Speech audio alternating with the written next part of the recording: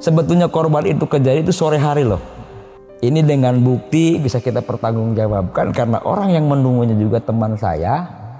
Juga itu tidak tahu kalau emang kejadiannya begitu, masih hidup. Dan karena dia itu ditinggalkan sendiri, akhirnya dia pulang, takut dia mati katanya. Nah rekan-rekan yang selainnya itu tidak pulang ke rumah langsung, ada di sekitaran kejadian itu.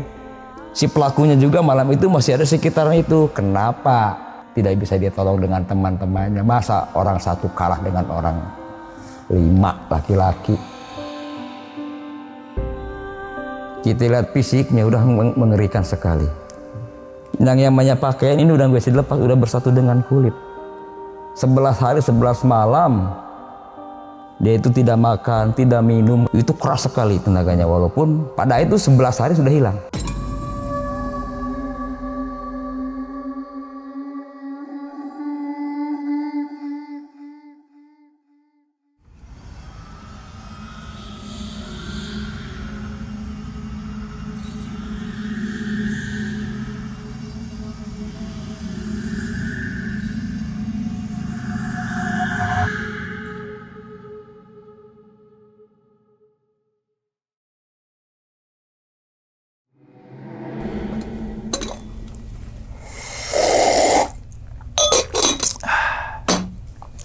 Assalamualaikum warahmatullahi wabarakatuh. Kembali lagi bersama gue Sumar Adiwijaya atau biasa dipanggil Umang dalam segmen Ngopi Horor. Ya teman-teman semua, pada video kali ini atau pada kesempatan ini lagi-lagi gue tidak akan membawakan sebuah cerita dan namun menghadirkan narasumber yang jauh-jauh dari Cirebon, tepatnya di kaki Gunung Ciremai, yaitu Kang Jafar. Waduh Kang, gimana nih Kang kabar nih Kang? Alhamdulillah sehat. Sehat Kang ya? Alhamdulillah. Salam untuk teman-teman dan juga keluarga di rumah nih Kang. Nah mungkin teman-teman semua belum tahu nih Kang Jafar nih siapa sih gitu kan.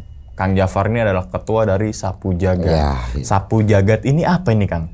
Jadi saya tuh ini dulunya itu adalah pada menjaan nama dari suatu tenaga inti.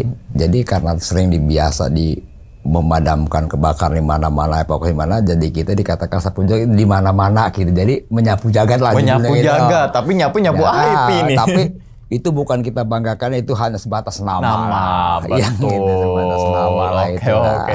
Kalau lihat dari perawakannya kayaknya Kang Jafar akan menceritakan pengalamannya bukan di tahun 2010-an nih, kayaknya 80-an atau 90-an. Benar ya Kang? Ya, 84 lah, 84. Kejadian berarti di Gunung Ciremai dong, spesialisnya kan gitu ya, kan. Karena Ciremai. Emang rumah Kang Jafar dekat banget sama jalur ya, pendakian di kakinya sekali. Di kakinya sekali, enggak di kalau di badannya terlalu tinggi, di kakinya gitu kan.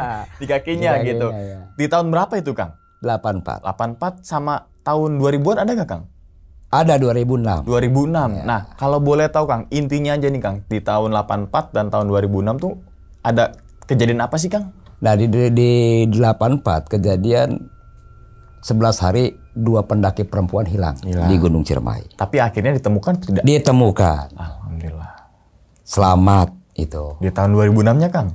Itu adalah peristiwa sangat keji ya. Juga itu sangat tragis. Itu pencongkelan mata pendaki. Dicongkel matanya. Sama siapa nih congkel ini? Sama temannya sendiri. Berangkat bareng.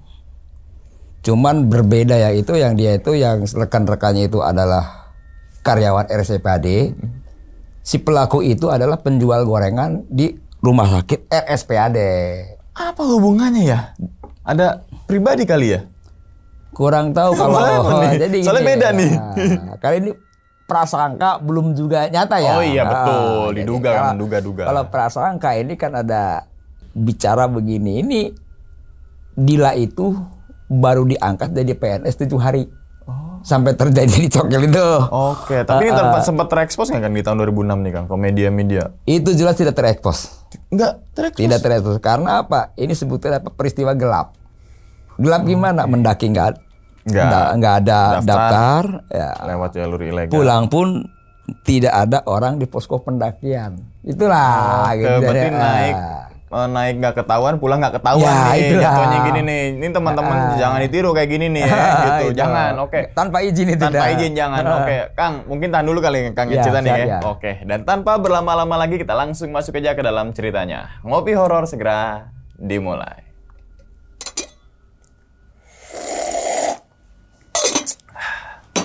Siga.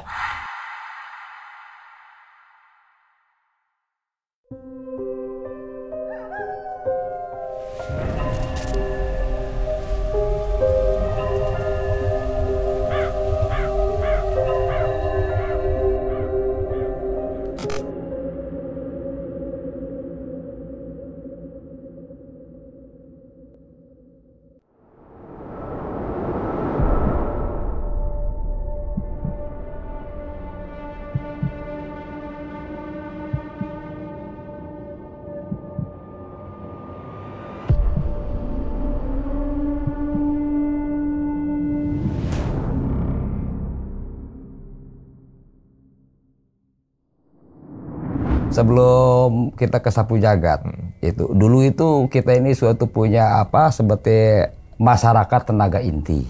Masyarakat tenaga inti. Ya, yaitu dulu itu ke pemadaman kebakaran. Nah, tapi ternyata bukan pemadam kebakaran saja, kita juga sering membantu evakuasi korban meninggal di Gunung Ciremai, kebakaran, orang yang hilang. Ya kita juga bukan kita sendiri gitu.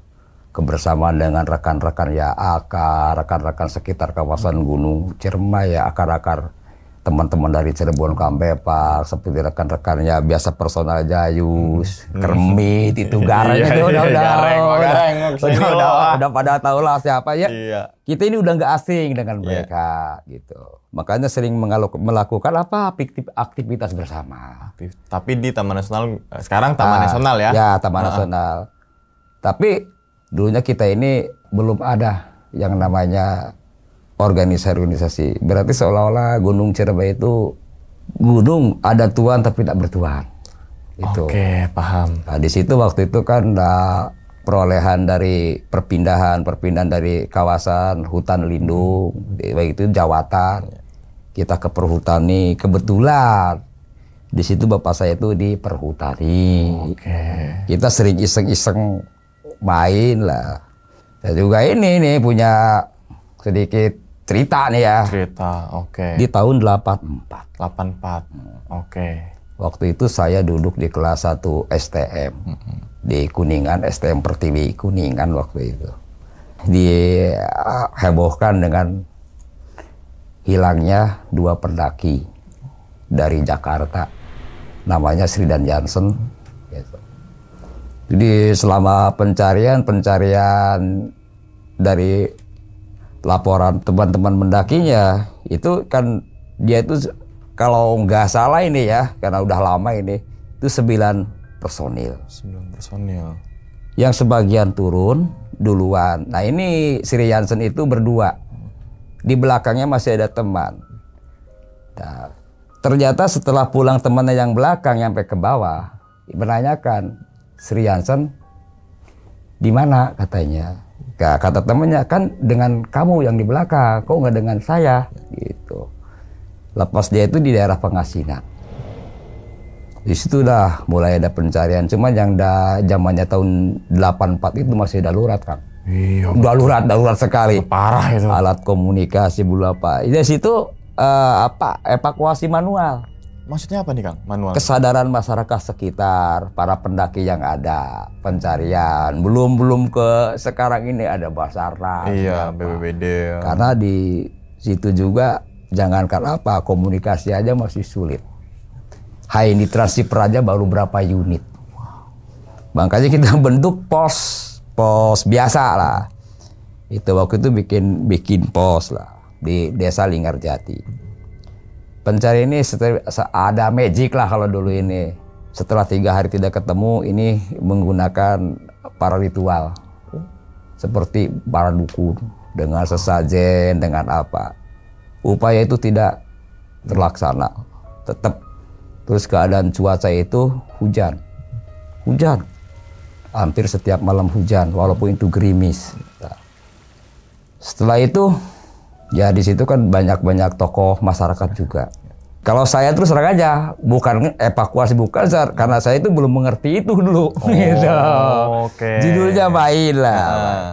Itu pas ke 10 hari lah, ke 10 harinya itu tiba-tiba lah rekan-rekan dari orang-orang perhutani sebagai pemangku hutan lah. Sebetulnya seorang yang bertanggung jawab atas kejadian inilah, walaupun mau tidak mau lah, karena dia itu adalah pemangku hutannya.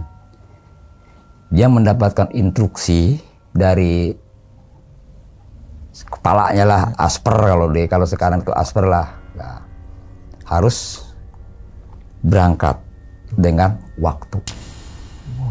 Nah, waktu itu berangkat itu setelah duhur kita berangkat, yaitu jumlah itu 7 orang.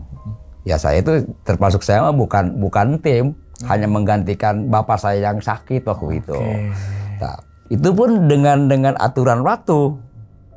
Kita masuk ke wilayah kawasan yang dicari itu harus sehabis asar, jangan kurang dari asar. Nah, udah nyampe ke sana, kita udah perjalanan kurang lebih 3 jam lah ke lokasi itu. Nah, sampai ke sana kalau mereka mengadakan ritual betul, sholat, ngaji. Kalau saya iseng saja Kang, saya pengen tahu nih desa saya itu seperti apa dari atas. Kita naik ke bukit yang pertama belum kelihatan, ke bukit ketiga belum kelihatan, ke bukit kedua belum kelihatan. Pas ke bukit ketiga kita kaget, kok melihat ini orang apa setan, saya bilang gitu. Jadi 2 orang perempuan lagi ini aja, duduk kaki selonjoran berkaitan pinggang. Kita turun lagi ke bawah, tadinya nggak direspon kita ini karena kita mungkin wah kamu ini bandel nggak bisa diomongin katanya. Tapi salah seorang itu yang namanya Pak Askat dan sekarang udah almarhum, dia merespon. Dia bilang mudah-mudahan aja lah ini suatu ini dari Allah katanya gitu. Akhirnya kita berangkat ke sana. Pas nyampe ke lokasi yang saya lihat, nah, pas di sana lihat, dia bilang kita ini bukan manusia. Dia bilang ini setan, kita ini setan. Setan. Ya kita rame-rame kita tahan karena itu kan jurang, bahaya juga. Itu keras sekali tenaganya, walaupun pada itu 11 hari sudah hilang. Kita usahakan, nah pas ke situ nih ada ngerti, diajanin, tuh ngajikan Yasin, belum kena. Pas kasih apa doa nur buat lah, itu dia pingsan. Baru kita gotong, pas nyampe ke alur garis itu, alur garis yang mau kita masuk ke kawasan yang kita mau gendong, dia bilang lapar. Itu di situ yang kita bawa nggak bawa apa-apa, bungkusan itu ya nggak kita buka. Ternyata yang 3 butir itu 2 butir ubi mentah, 1 butir batu. Ubi mentah itu dimakan seolah-olah berbuta lah dengan kelaparan. Situ dia udah nggak bisa jalan, kita gendong. Dengan kejadian itu di bawah juga banyak tragedi juga, pemanfaatan. Pemanfaatan apa nih? Mengaku orang sakti datang ke rumah, ngobatin orang dengan ini, itu, paham. Itu. Makanya setelah kita evakuasi, bawa ke jalur yang bisa masuk kendaraan, kita dimohon oleh orang tua, kamu ke Palangsape, kamu masih anak-anak, fisiknya masih kuat, nyari bantuan ke bawah, bilangin, jangan dikatakan ketemu siapa karena ini kita belum tahu betul atau ini atau bukan yang namanya yang hilang gitu. Kita mulai ke pos negara, kita nggak direspon. Malah di kita ini kalau kamu mau makan aja, dikasih beras mentah lah paling 1 gelas dengan ikan asin gegubar itu ya 2 ekor lah, 2 biji. Kita taruh, kita ke Linggarjati, di situ pos keluarga Sriansen. Karena di sana juga karena adanya seperti sayembara nih, kalau ketemu Sriansen, kalau masih sekolah akan dibiayai sampai kuliah. Kalau remaja mau nikah ditikahkan. Mungkin di situ kita tanggasin, dikira kita ngaku-ngaku, kita dianggap gembel aja lah. Udah gitu kita pulang lagi ke hutan dengan hampa, dengan lesu lah kita ke sana. Apa yang mesti kita katakan nih ke orang tua di atas? Kita nggak dipercaya nih sama orang, seolah-olah kita ini nggak ada apa lah, karena di situ kan banyak para orang sakti lah. Saya nyampe ke atas, saya nggak diterima. Dia bilang ya begini-begini, tersinggung gitu. Udahlah sekarang kepala capek, kamu tersinggung, saya yang sakit. Nah, pas itu saya disuruh ke bawah lagi, nyari mobil untuk mangkut dia. Ketemulah orang setempat di Senenggar namanya Mang Ulut, sekarang udah almarhum. Waktu itu mobil pickup. Karena udah keadaan malam lah, waktu itu malam lah, hampir jam 8 malam. Nah, saya ketok pintunya, ada apa? Katanya. Saya minta tolong lah bawain seekor babi. Babi dari mana? Buruan, kan banyak polisi, bukan dapat nembak. Ini babi jatuh ke jurang, saya bilang gitu. Ya udah ayo, kan biasanya saya suka ikut. Iya. Ke Cigugur tuh kalau jual tuh itu 500 perak per kilo itu. Dulu itu daging babi itu ya. Itu. Udah gitu nih kita di jalan. Dia bohongin di mana katanya. Pas sampai ke TKP, nah di situ ini orang, ya udah katanya diam. Nah dari situ karena itu ketersinggungan, si korban sakit itu nggak dibawa lagi ke pos, kita usahakan ke rumah sakit. Ke rumah sakit Kuningan karena butuh perawatan. Karena gini ya Om ya, kita lihat fisiknya udah mengerikan sekali. Yang namanya pakaian ini udah gue dilepas, udah bersatu dengan kulit. 11 hari 11 malam dia itu tidak makan, tidak minum kayaknya gitu. Sepatu juga udah sulit dibuka. Akhirnya di rumah sakit dia sadar ingatlah bahwa mengaku namanya Sri Yansen itu jam 3. Baru itu diketemukan Sri Yansen. Baru kita ngasih kabar ke keluarganya. Barulah pada datang di situ kaget. Toko kita yang tadi coba kalau dia segera tolong kan, karena mungkin di situ banyak kesimpang siuran tadinya lah. Dikiranya kita manfaatin gitu. Karena yang dirugikan bukan keluarganya saja, masyarakat sekitar pun di situ banyak yang datang lah. Inilah benar. Dirawatlah di rumah sakit sampai dia bisa jalan. Yang saya heran, saya tanya Kang, setelah sehat waktu itu tanya sama orang tua. Nah, ini kan 11 hari 11 malam. Sebetulnya kamu kemana? Saya ngambil bunga Edelweiss. Karena kita nggak tahu dalam perjalanan ya, ini cerita jana aja ya, gitu lah. Ngambil bunga Edelweiss. Ada kakek-kakek katanya. Panggil di sini Neng yang bagus. Dia samperin. Di sini Neng yang bagus. 3 langkah pemanggilan orang itu, dia udah di situ udah lupa, nggak ingat temannya, nggak apa. Ya disitulah, mungkin perjalanan dia 11 hari lah. Itu 11 hari 11 malam itu hilangnya. Kalau kita hitung dari berangkat sampai kejadiannya kan berapa hari gitu lah. Iya, gitu. Betul. Waktu itu kan masih muda lah, kalau namanya gitu lah. Gitu. Saya ini mustahil kalau lewat ke situ. Di situ kan kalau kita dari penghasilan ke daerah yang ditemukan Cadas Ngampar namanya itu berapa anak sungai. Itu kan berbukit jurang. Kita aja laki-laki belum mampu dengan bawa logistik dia. 11 hari malam kondisi perempuan dalam cuaca hujan. Nah, kan dia tuh main di situ. Kita tanya, "Teh, itu selama itu makan apa?" "Makan," saya katanya. "Kenapa?" "Saya rasa di situ ada orang yang jualan kok." "Jalannya kemana?" "Ya jalan aspal kan seperti Jakarta aja," katanya. "Seperti dia hidup Jakarta aja. Ada tukang mie, tukang bakso." Itu saya sempat ngekek itu. Ya, itu mungkin ya kalau halusinasi ya nggak mungkin ya, karena ini nyata dia berbicara kan. Terus kita kalau lihat secara logika aja, ini perjalanan kan jauh. Misalnya kita tebak dari bawah aja lah, di pertigaan jalur kuburan kuda, itu juga kan nggak mungkin lah dengan seorang perempuan lah. Terus kalau kita dari kuburan kuda yang arah ke utara nggak mungkin naik lagi ke Cadas Ngampar. Sedangkan Cadas Ngampar aja jurang. Nanti Akang juga kalau ada waktu nih ya, nah, itu bisa lihat nih di mana kejadiannya Sri Yansen diketemukan. Sekarang bisa lihat ladangnya. Di situ ini yang jadi sejarah mungkin. Itu sejarah bagi semuanya mungkin. Berikut saya jadi merasa tertarik akan seperti kepedulian begini, pembelajaran dari situ. Akhirnya kita ini jadi hobi gitu. Naik main-main ke gunung gitu. Ternyata apa yang dikatakan itu, yang dikatakan sayembara itu nggak ada. Saya aja itu hanya permainan orang-orang yang memanfaatkan. Saya aja nih yang merasakan, entah dari siapa, saya dikasih buku untuk sekolah dan meja belajar, lampu belajar. Yang begini tuh, yang zaman dulu yang manual ya, yang bulat itu tuh ya. Itu yang masih tek gitu tuh. Itu di situ coba itu kan berterima kasih. Iya. Berterima kasih. Tapi rasa kebahagiaan. Kenapa? Dia 11 hari 11 malam masih ada dalam lindungan. Masih diselamatkan.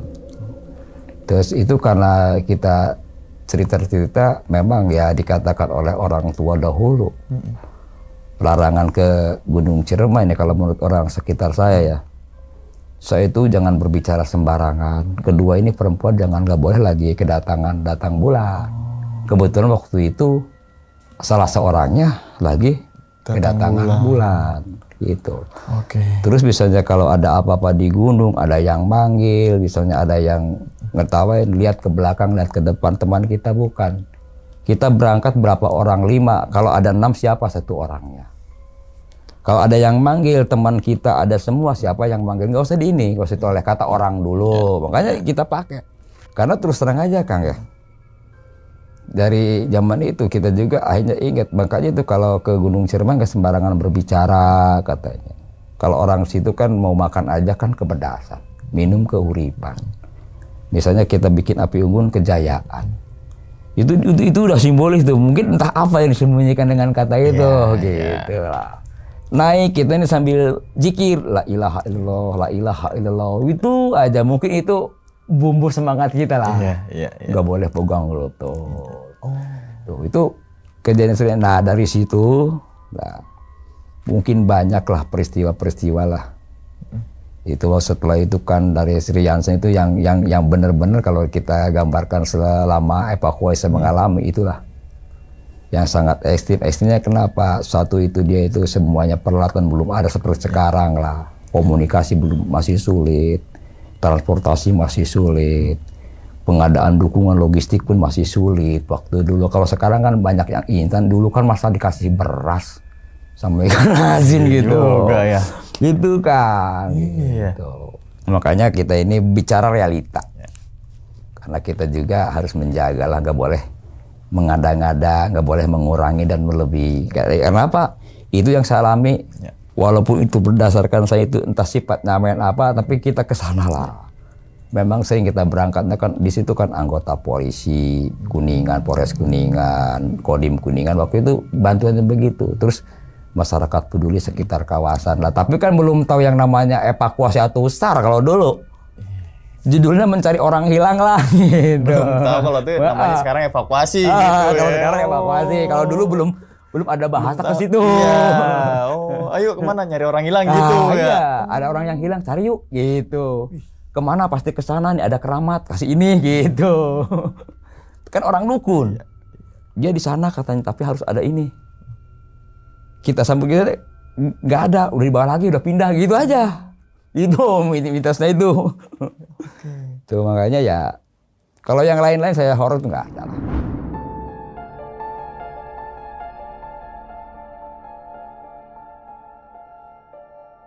Terus ada lagi Kang nih. Apa tuh? Nah ya, ini kejadian di kesini lah. Ini udah milenial lah. Ciremai udah milenial. Udah milenial lah. Ini 2006 lah, udah milenial lah. Itu udah komplit. Nah, di situ juga saya dikejutkan teman. Waktu itu saya habis main iseng lah dari rumah teman lah, habis remi biasa lah. Kita pulang ke rumah itu dalam keadaan lapar. Kita baru ngupasin bawang, motongin. Saya ini belum apa-apa nih, baru persiapan nih gitu. Tiba-tiba ada yang ngetuk pintu. Pas kita lihat teman-teman kita, satu desa teman-teman kita. Ada apa? Saya bilang gitu. Dia bilang saya minta tolong, teman saya kesurupan. Loh kalau kesurupan ya bukan saya bilang. Siapa? Ya saya bilang ya orang ngerti lah. Kiai kek atau dukun kan saya bilang gitu, karena itu kan kesurupan. Enggak lah, tolonglah katanya. Dia bawa apa? Bawa salin katanya. Dia butuh salin. Oh iya. Kita nggak sempat pakai perlengkapan lengkap. Saya juga naik itu pakai lekton, celana training, sendal jepit. Karena itu bukan urusan kita kalau yang namanya kesurupan udah lain lah. Apa sudah gitu kita berjalan lah dengan apa adanya, ala kadar lah. Hanya bawa air dan rokok aja. Nyampailah kita itu berangkat datang ke rumah jam 11, kita mulai melakukan perjalanan itu jam 12 malam. Nyampe ke lokasi itu Kondang Amis jam 1:30 pagi. Saya tanya mana yang kesurupannya. Nah, ada yang menyaut, saya di sini tolong. Dila bukan, bilang gitu ya. Iya saya Dila, dikira kesurupan. Wallahualam astagfirullahaladzim. Kang kalau lihat Kang, ini nyata, saksi masih pada hidup. Nah, pas gitu, ini udah nggak berbusana. Tapi diserapin terpal lah, kalau kamu tuh terpal ya, itu hamparan plastik lah. Pas saya senterin, saya lihat ini udah berdarah semua. Ini mata udah ini lembes. Nah, kenapa itu katanya? Udah kita tolong, udah ngomong dia dikasih sama temennya itu, dikasih training, dikasih baju. Udah gitu kita ala kadarnya lah kita bawa. Di situ kan namanya PPGC Kang. Waktu itu serang aja. Karena saya naik nggak ada orang di PPGC, nah, turun pun bawa orang sakit nggak. Karena saya itu dididik di Resimen Sebrimob Cirebon waktu untuk Diksar. Nah, kalau di SAR kan yang diutamakan adalah pertolongan pada kecelakaan. Entah itu masalah itu gampang lah nanti gitu. Dan kita ini bawa ke bawah. Kita langsung ke rumah sakit. Tapi dalam perjalanan dari atas ke bawah tidak teriak kesakitan, tidak mengeluh kesakitan, tidak meringis lah sedikit pun. Cuman dia bisa haus. Nyampe ke rumah sakit, kita ke UGD, ya kita bikin formulir lah gitu. Nah, udah gitu dia dirawat. Saya juga masih pada duduk di luar lah. Nah, saya juga masih berpikir kenapa ini kan gitu. Karena kita nggak tahu nih. Nah, dia keluar, mau kemana? Dia tanya, mau kencing. Setelah kencing dia bilang, kenapa mata saya ditutupin ya? Nggak ada yang ngomongin matanya hilang apa nih. Ya udah gitu. Saya lapar lah, dikasihlah bubur. Nah, karena saya punya tugas kerja ya waktu itu, nah saya pulang. Udah berangkat sampai ke kerjaan waktu itu, cuman nggak enak di badan gitu. Udahlah balik lagi. Ternyata rame nih, karena si korban ini kan langsung dibawa ke RSPAD lah, karena karyawan RSPAD gitu itu. Nah, pas gitu saya datang ke sana, ada katanya orang yang menganiayanya. Yang kita malam cari nggak ada, saya bilang kan gitu. Udah kalau ada saya gebugin, dia bilang gitu kan. Karena lihat ini bener-bener kalau lihat kan. Siapa yang nggak bakal emosi lihat itu. Sungguh sangat parah, itu sudah ininya bengep nih. Jontor ini mulut, bengkak ini memar. Mata nggak ada, ini sudah telanjang bulat lah, gak berbusana lah. Kita ini juga ya malu sebenarnya gitu ya, gitu kan. Udah gitu rame lah, terjadi juga tragedi bagi saya tragedi lah. Bahkan seorang di situ kan teman saya bilang, kamu sekarang pergi. Kenapa? Kamu digebugin sama anak-anak di sini. Gebugin apa katanya? Kamu ngelaporin orang yang ke atas. Kok saya harus punya data yang berangkat dengan saya kan evakuasi, bilang gitu. Saya kan menolong orang. Saya dibilangin saya itu bukan nolong orang yang dicokel matanya, saya bilang gitu. Dia bilang kan menolong orang temannya yang kemasukan, saya bilang gitu. Kesurupan. Nah gitu. Udah gitu rame lah, ada panggilan juga. Cuman kita juga di backing lah dari Resimen Sebrimob lah, karena kita juga ke sana. Nah, itu sangat tragis itu kan. Nah, kenapa kita ini? Karena si korban hidup. Nah, pelaku juga ngaku. Pas ini ditanya, kenapa kamu lakukan itu? Muka si Dila itu katanya setan semua. Iwanya makanya saya pukulin, saya congkel matanya katanya. Terus matanya lu kemanain gitu?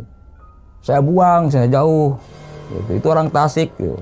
Kita menduga itu pembunuhan berencana dong berarti? Bisa dikarenakan begini. Itu kan satu tim. Iya. Terus aja lah. Itu semuanya karyawan RSPAD. Iya. Yang satu satpam, Ya, yang 6 itu 7 itu karyawan. Salah satunya karyawan yang namanya Dila nih, mudah-mudahan Dila nih ya. Itu yang baru diangkat seminggu jadi PNS. Itu yang korban pencokelan mata. Yang saat itu pencokelan mata ya. Itu tidak pakai alat, pakai tangan dan korek api. Ini pengakuan pelakunya juga mengaku.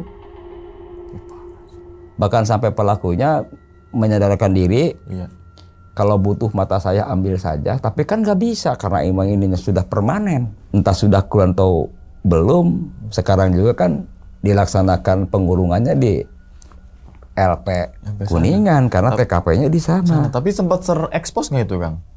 Nah, justru ini dikatakan ini tersembunyi. Datang dari Jakarta ke desa pun tidak lapor ke RT ke RW. Mendaki tidak lapor. Ya itu makanya dia takut ketahuan. Sebetulnya korban itu kejadian itu sore hari loh. Sebetulnya. Ini dengan bukti bisa kita pertanggungjawabkan karena orang yang menunggunya juga teman saya.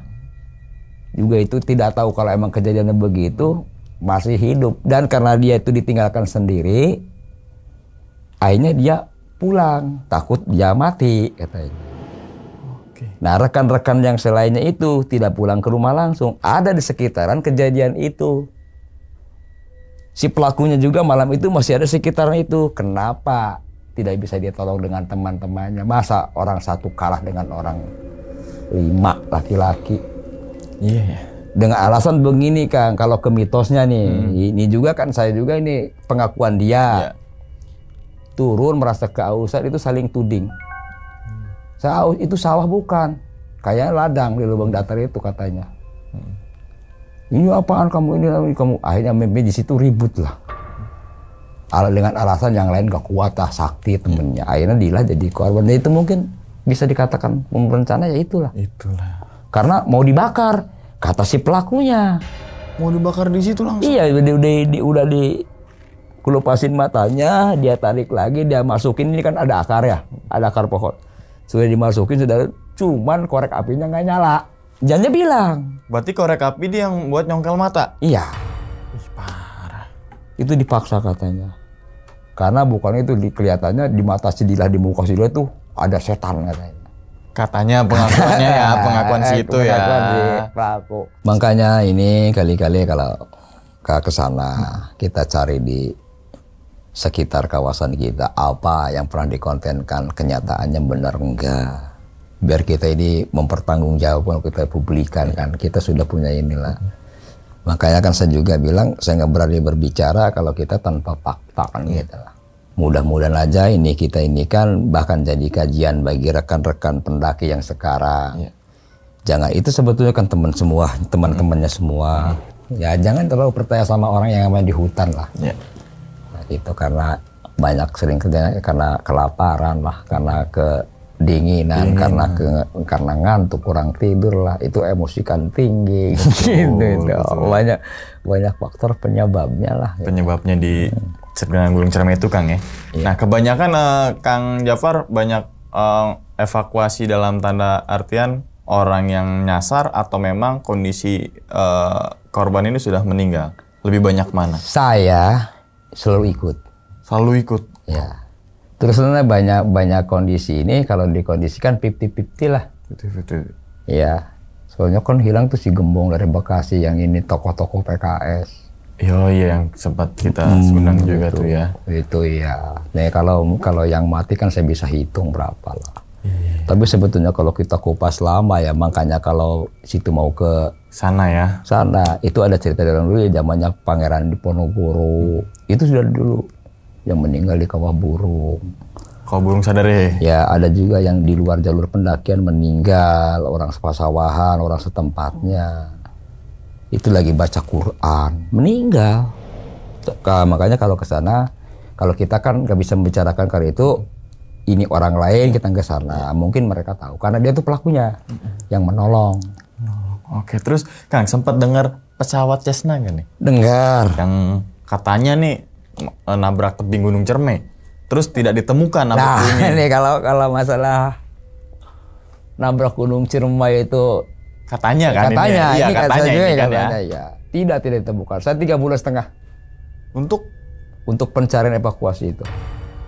Kita ikut pencarian secara sosial dulu. Terus kita dibantu ke Basarnas, nah, sampai Basarnas ada penambahan waktu. Nah, sampai Basarnas sudah kita masih melakukan dengan ritual-ritual dengan saudaranya, dengan sesajen apalah. Itu kan ada agamanya kan macam-macam itu. Si Gagak Islam ya, gitu. Terus ininya Berti kan apa Hindu. Terus yang itu yang satunya kan Kristen gitu. Jadi di situ 3 agama berpadu lah. Untuk misinya nyari. Misinya sama nyari gitu. Ya sama ya, dari Islamnya ada dukun. Ya dari Kristennya ada dukun. Ya, dari Hindunya juga ada. Itu 3 bulan nggak sama sekali nggak ketemu. Jejak sedikit misalkan pohon roboh gitu kena. Biasanya kan sebelum nabrak kena pohon-pohon dulu tuh. Nggak ada. Sampai saat dengan mungkin ini mudah-mudahan ini Pak Dayut nih yang di Bekasi lah. Pak Didi Dayut dia kan juga ikut di ini malah membantu dengan pesawat ini dengan pribadi lah. Modal sendiri Pak Dayut lah, pengurus angkot Bekasi lah. Bahkan dia sempat beri satu alat komunikasi ditinggalin buat Pak Dayut itu buat kalau ada kita keperluan di sana. Terus apa nyari dari pesawat juga gitu, dari atas? Bukan, apa? Seperti ini cuma hanya pesawat ini aja buat komunikasi. Oh, komunikasi. Gitu. Jalan berapa hari tidak ketemu. Selama 3 bulan tuh Kang Jafar nyari. Tidak ketemu.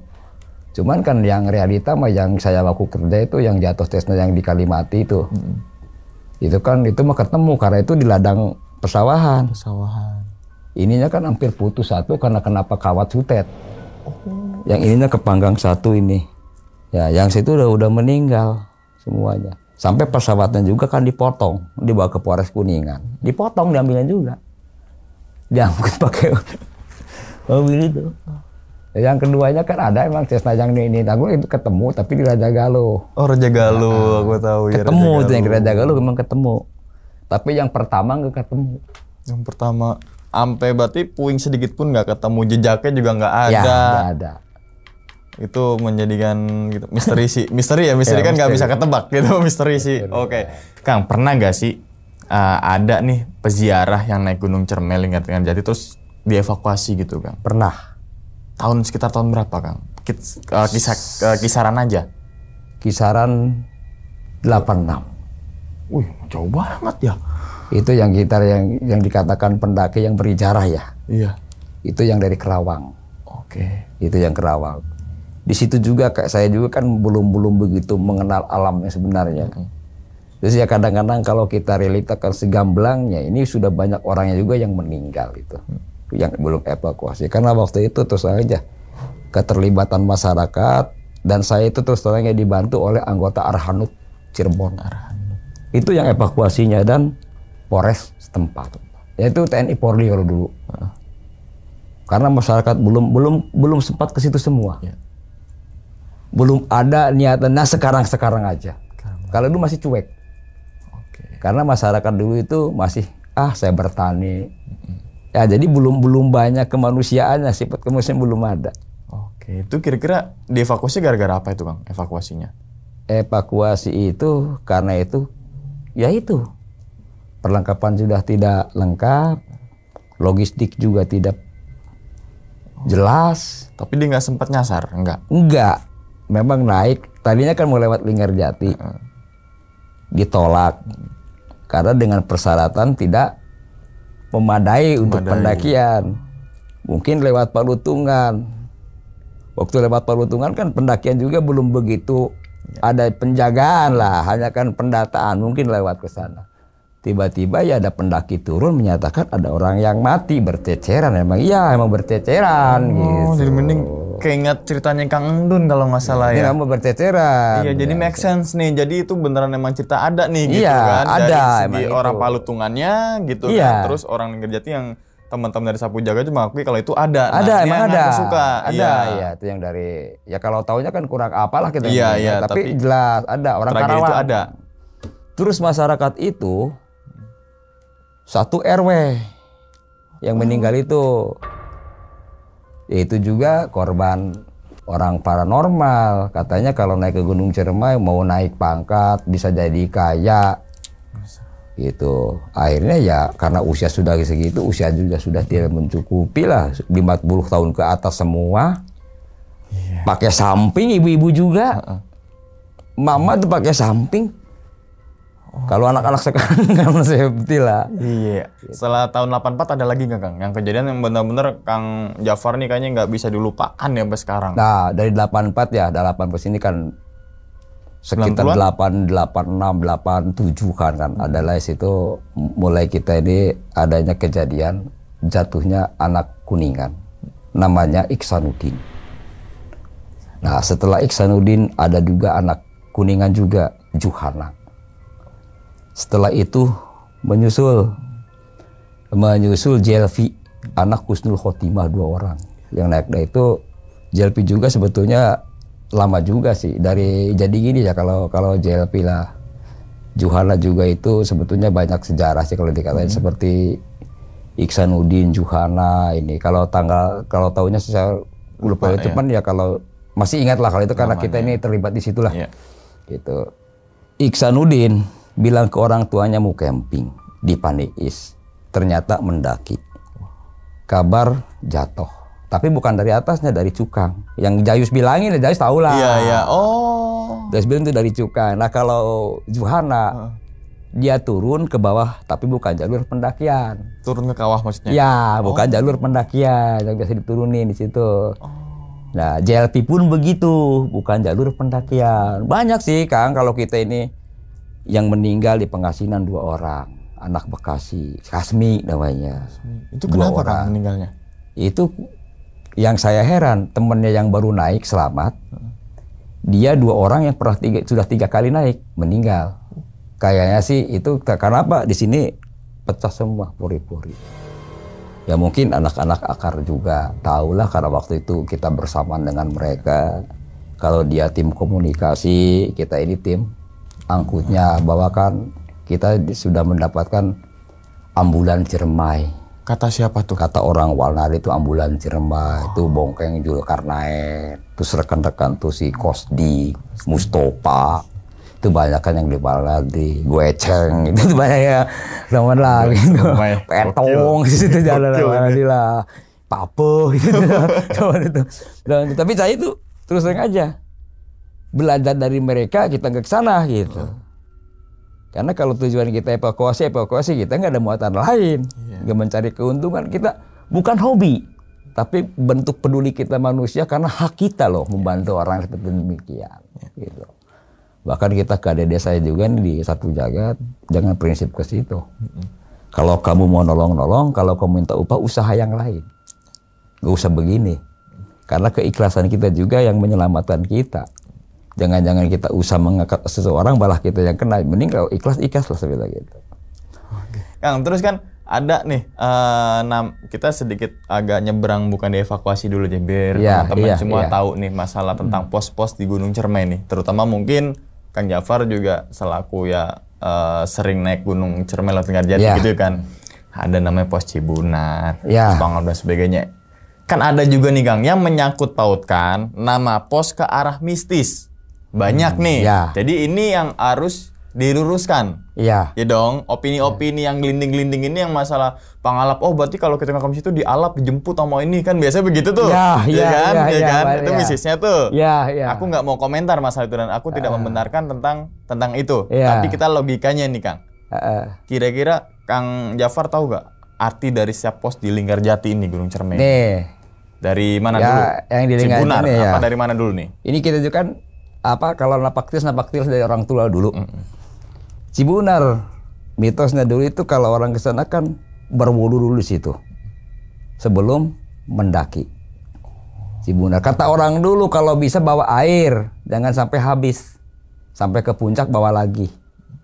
Itu buat ubar pegal kita. Terus di Kondang Amis itu sebetulnya kalau orang tua dulu mengait-kaitkan kan orang tua dulu kan kalau ngasih nama hutan kan asal ya ada yang nampak di situ. Itu ada pohon kondang yang rasanya manis, yang kayak apel gonong. Ini Kondang Amis. Ya, itu. Oke. Itu kan ada katanya tanjakan limus setelah Kondang Amis, ada pohon limus. Kuburan kuda emang kuburan kuda. Dulunya ada kuda yang mati di situ waktu zaman Belanda. Itu kan ada cirinya kopi, tanaman kopi.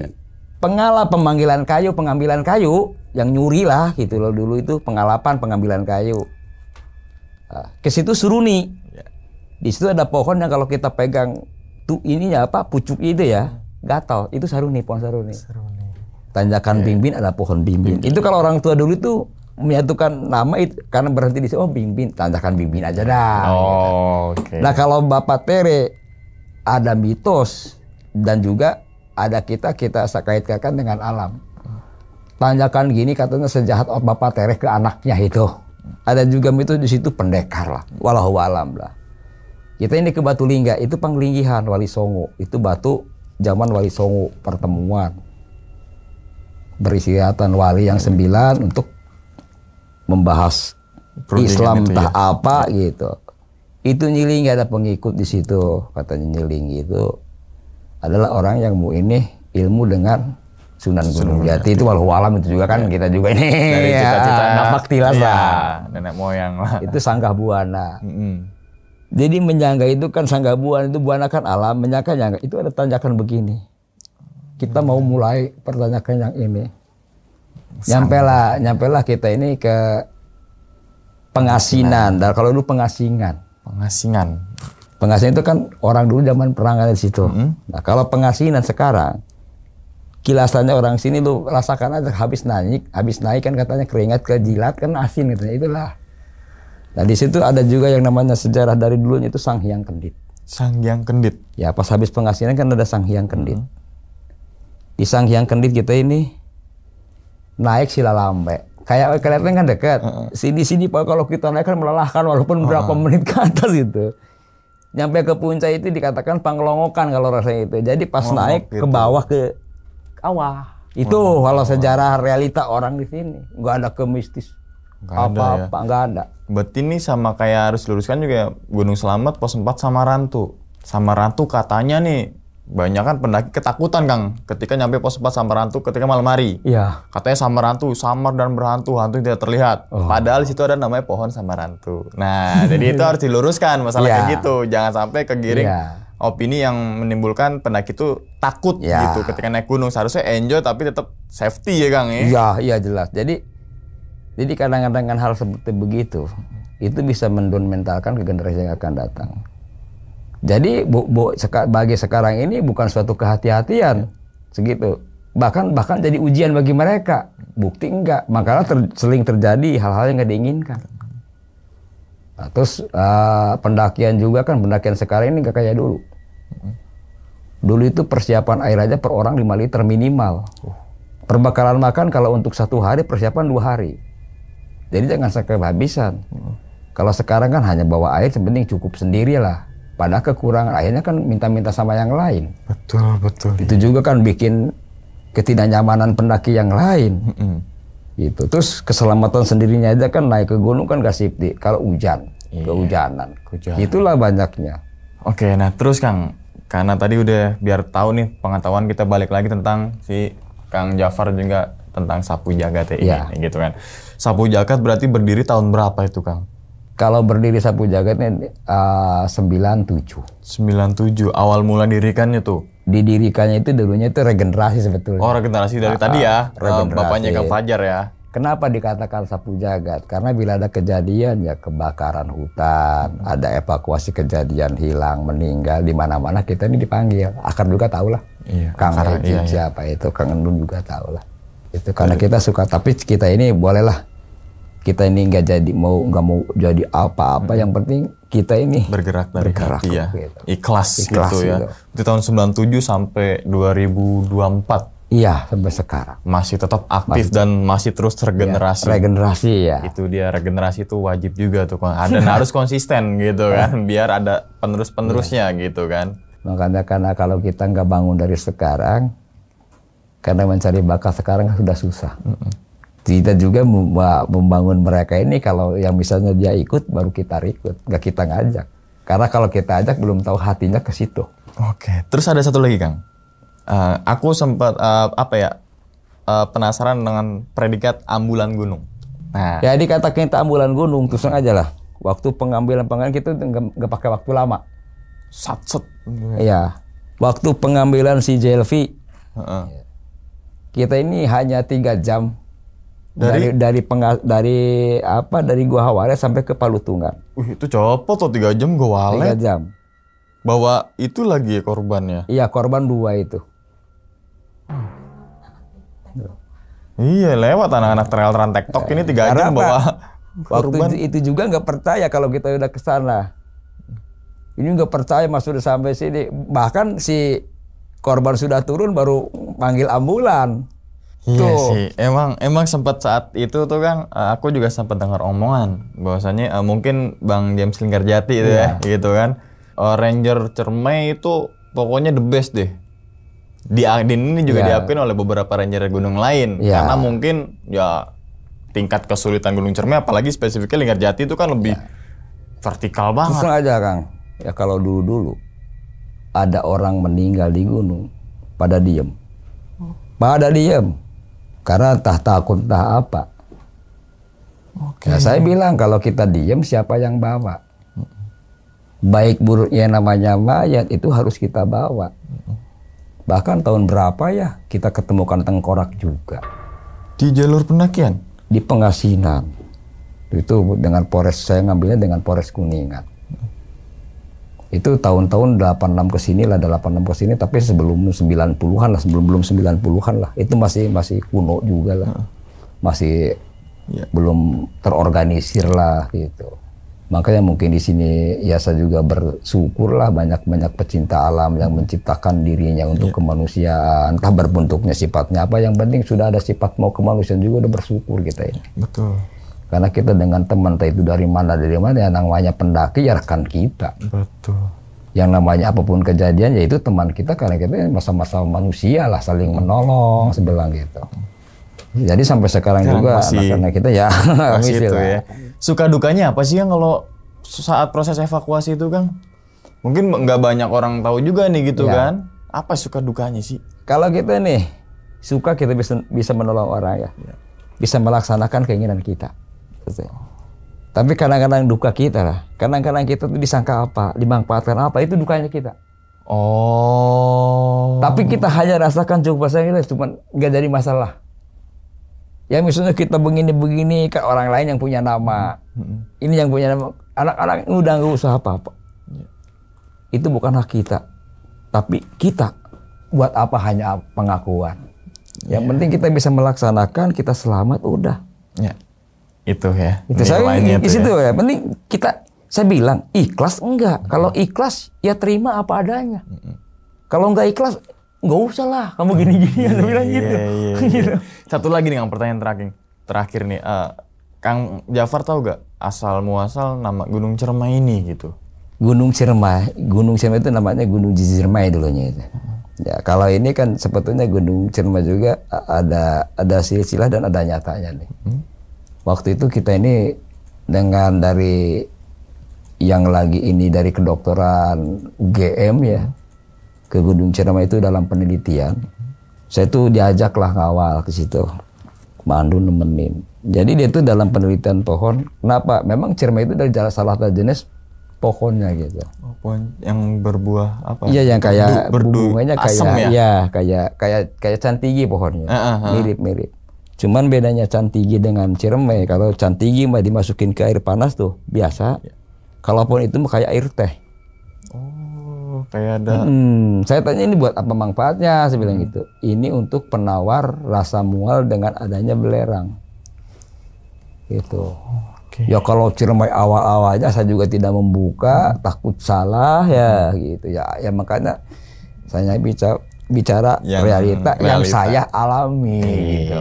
Enggak buat Nggak apa ada sih kita bumbu-bumbu apa gitu kan. ya. Tadi juga ada sempat beberapa kejadian yang make sense sih. Mungkin juga kalau saya tanyakan sekarang mungkin ada pendaki jatuh di kawah Gunung Ciremai tahun 95 juga mungkin Kang Jafar juga tahu gitu kan. Dan mungkin teman-teman semua juga yang nonton udah pada tahu tuh tentang kejadian itu. Makanya saya nggak mau ulas tentang yang itu gitu kan. Oke. Kang, terakhir nih Kang.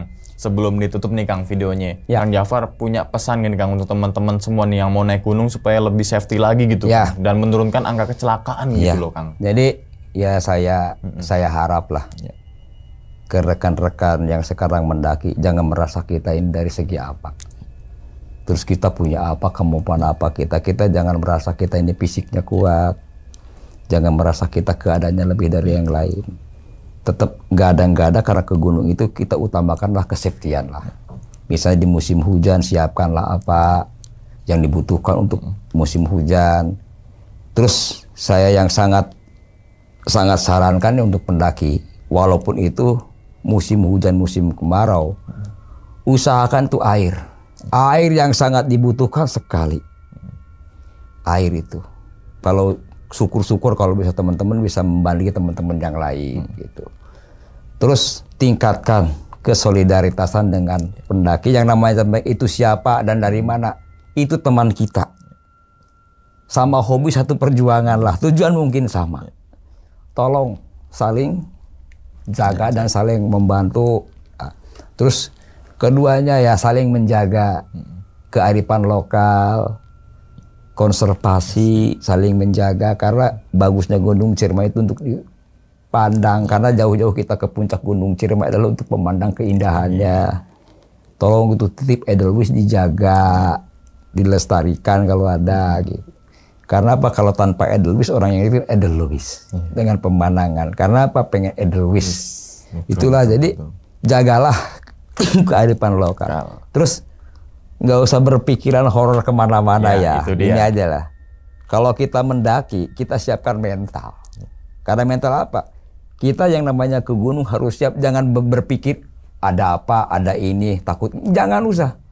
Polotnya tujuan kita mau ke gunung, kita mau mendaki, entah itu ijarah, entah itu jarah, entah apa. Yang penting saya main ke gunung selamat, pulang selamat. Udah mendapatkan berkah, kita bisa menikmati keindahan Gunung Ciremai. Itu gitu.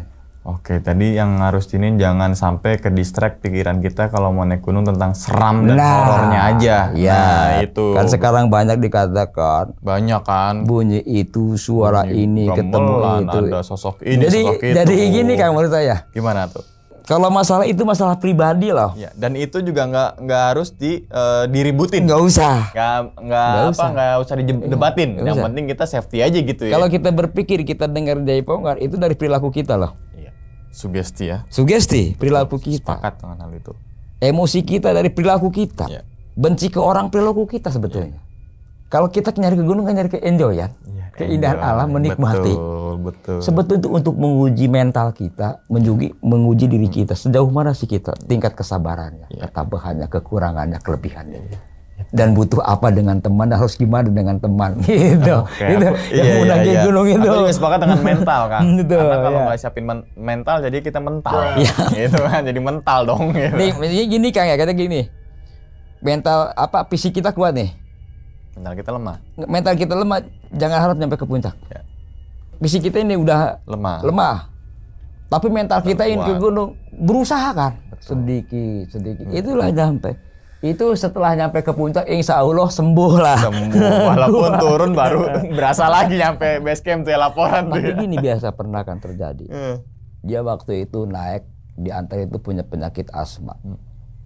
Penyakit asmanya. Yang lainnya sehat. Jalan terus ngeledek. Kapan nyampainya? Kita ikutin aja. Berhenti.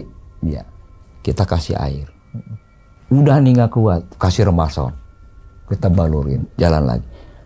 Bahkan sampai hampir lewat pertengahan, ini yang tadinya kuat malah yang pelai. Dia yang ini bahkan sampai kemudian nggak terasa apa-apa lagi. Itu dengan semangat. Iya. Mungkin kalah mental.